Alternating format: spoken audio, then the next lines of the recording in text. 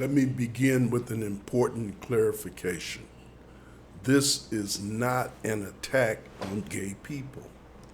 It is not a blanket accusation aimed at conservatives. And it is not a claim that all members of the MAGA movement are secretly homosexual.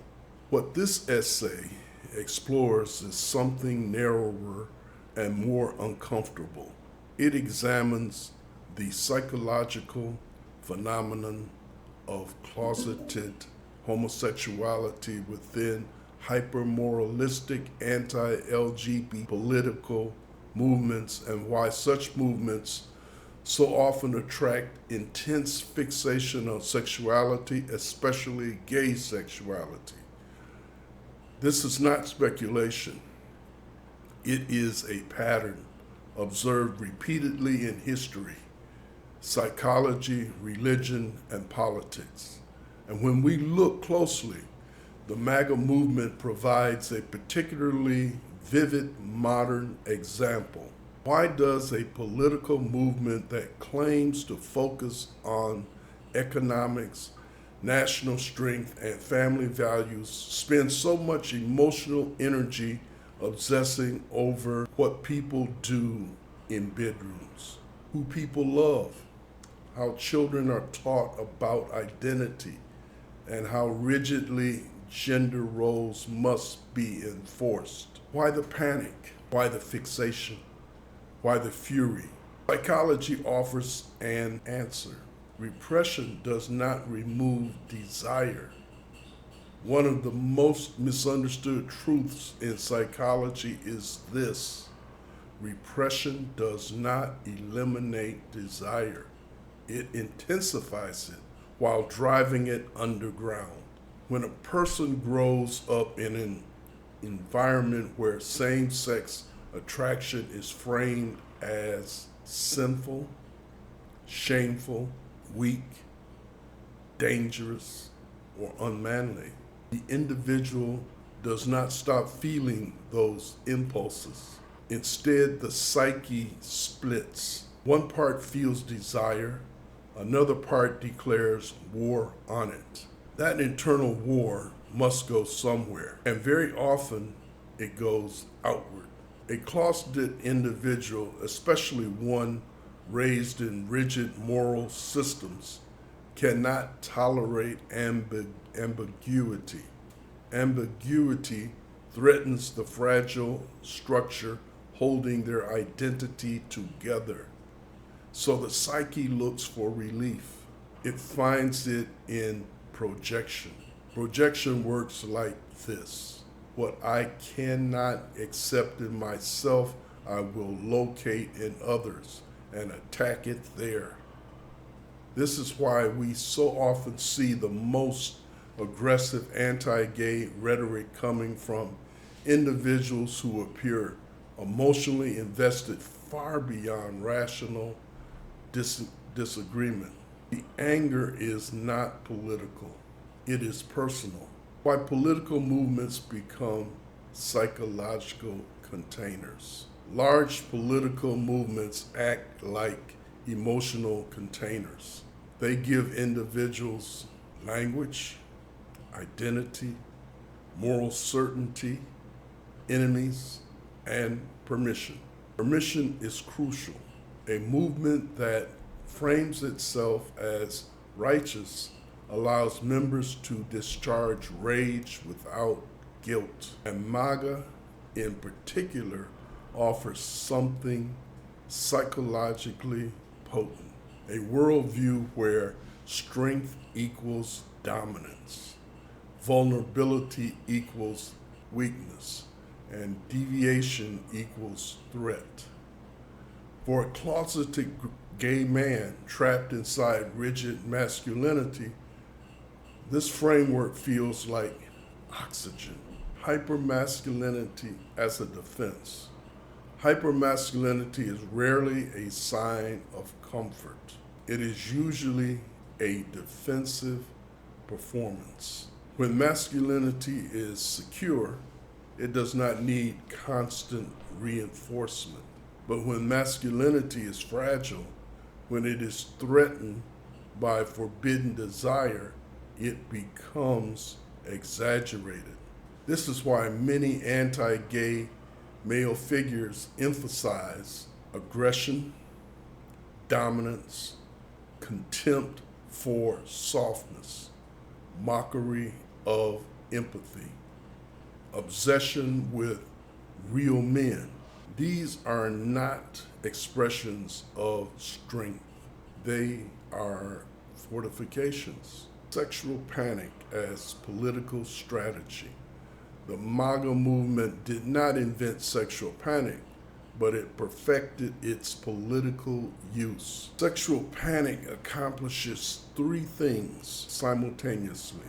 It distracts from economic and structural issues. It provides a constant enemy. It binds followers through shared outrage. And here is the key point.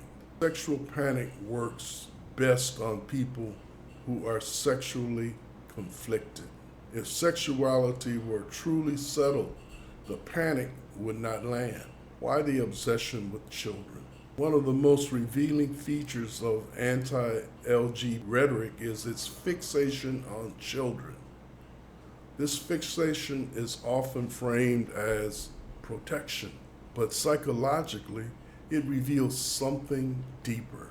Children represent the moment before repression. They symbolize possibility. For closeted adults who were forced to shut down parts of themselves early, children evoke grief, envy, rage, fear. The idea that a child might grow up with freedom they were denied feels intolerable. So the impulse becomes, if I had to suffer, you must too. Moralism as emotional armor. Moralism is not morality. It is armor. True morality is flexible, contextual, compassionate. Moralism is rigid, absolutist, punitive. For closeted individuals, moralism serves a vital function. It replaces inner conflict with external rules. Rules are safer than feelings. Rules do not arouse desire. Rules kill ambiguity. Why coming out is so threatening. To an emotionally armored person, someone living openly represents danger. Not because that person is doing harm, but because they are doing something forbidden without punishment. This triggers unbearable questions. Why did I suffer? Why did I obey? Why did I hate myself? Rather than face those questions, the psyche chooses rage. The political utility of closeted pain. It is important to say this clearly. Political leaders do not need to understand psychology to exploit it. They only need to recognize patterns. Movements like MAGA thrive by offering closeted individuals scapegoats, justification, identity, belonging, permission to hate. Hatred becomes a substitute for self-reckoning. This is not about shame. It is about healing. This is not about condemnation. It is a diagnosis. Closeted homosexuality is not a moral failing, but denial combined with power is dangerous. When unresolved inner conflict is given political authority, it becomes social harm. What healing would actually require? Healing does not come from exposure or humiliation. It comes from safety, self-honesty, emotional literacy, permission to feel without judgment. Unfortunately, movements built on rigidity cannot offer these conditions. They can only offer control. A final thought. The most hostile voices toward LGBT people are rarely the most secure. They are often the most frightened of softness, frightened of desire, frightened of freedom, and frightened above all of what might surface if the armor cracks. History teaches us this lesson again and again. What is denied within will be attacked without. Until that changes, political movements rooted in repression will continue to generate enemies, not because enemies exist, but because the psyche demands somewhere to put its pain.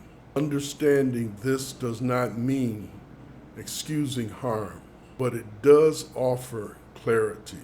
And clarity is the first step toward dismantling cycles that have repeated themselves for centuries. Cycles of repression, projection, and cruelty.